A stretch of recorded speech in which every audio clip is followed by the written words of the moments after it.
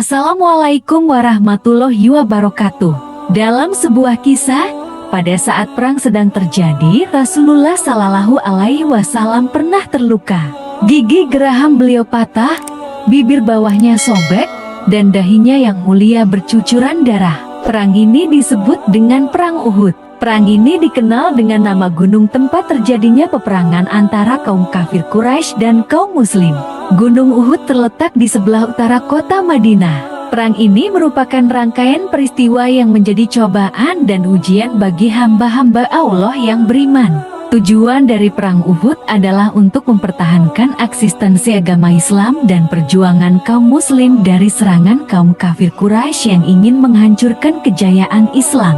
Pertempuran ini berlangsung sengit antara kaum musyrikin dengan kaum muslimin. Talhah bin Abi Talhah al-Abdari dari pasukan kaum musyrikin keluar menentang duel pasukan kaum muslimin. Sedangkan dari pihak muslimin keluar Zubair bin Awam yang langsung melompat menyerangnya bagaikan seekor singa.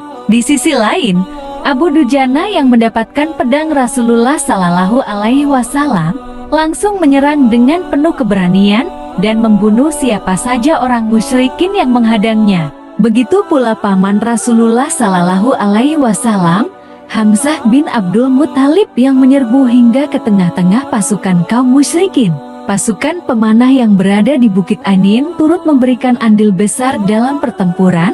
Mereka menghujani pasukan musyrikin dengan anak panah mereka, sehingga membuat pasukan kaum musyrikin kocar-kacir dan banyak yang berguguran.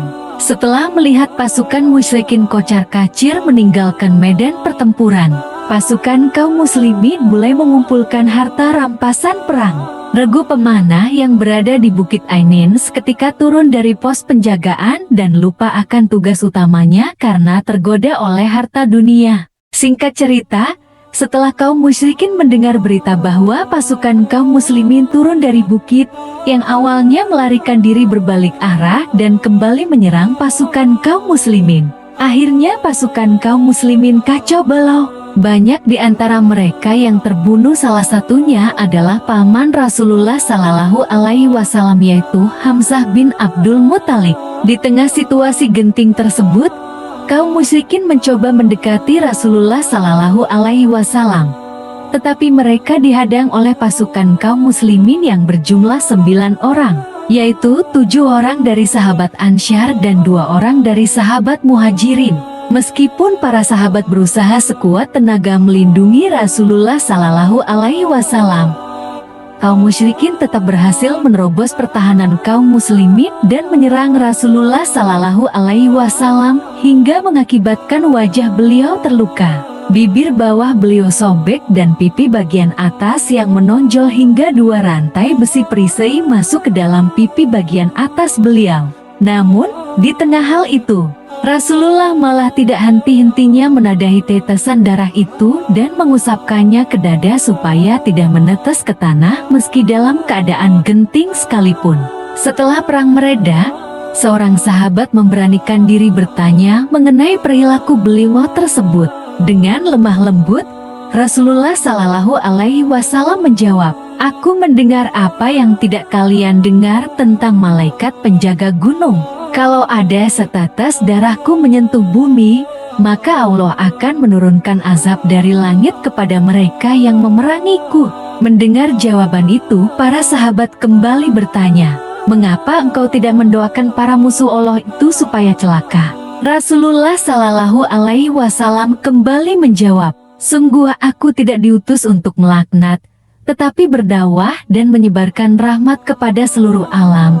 Beliau bersabda pada saat itu, amat besar kemarahan Allah terhadap suatu kaum yang membuat wajah Rasulnya berdarah. Setelah diam sejenak, beliau bersabda lagi, "Ya Rob, berilah hidayah kepada mereka, karena sesungguhnya mereka tidak mengetahui." Begitulah akhlak yang ditunjukkan Rasulullah kepada umatnya. Meski dalam keadaan terluka karena musuh, tetapi Rasulullah tetap menunjukkan kasih sayangnya. Beliau tidak mendoakan keburukan kepada musuhnya, melainkan mendoakan supaya Allah memberi hidayah kepada mereka.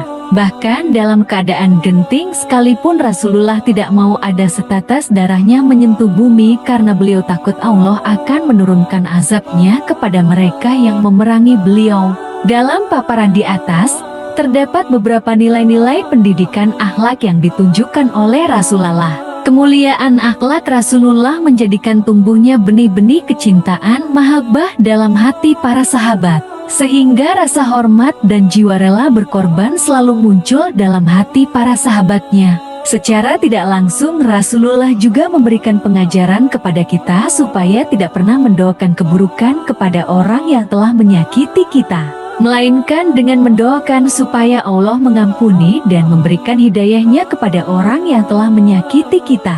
Seandainya Rasulullah membiarkan darahnya menyentuh bumi, maka sudah jelas kaum musyrikin akan kalah telak dan kerugian tidak akan menimpa kaum muslimin atas kekalahannya. Untuk itulah peperangan ini merupakan ujian dalam keimanan dan akidah umat Islam agar umat selanjutnya dapat memetik hikmah dari peristiwa tersebut dan menjadikannya sebagai teladan. Wassalamualaikum warahmatullahi wabarakatuh.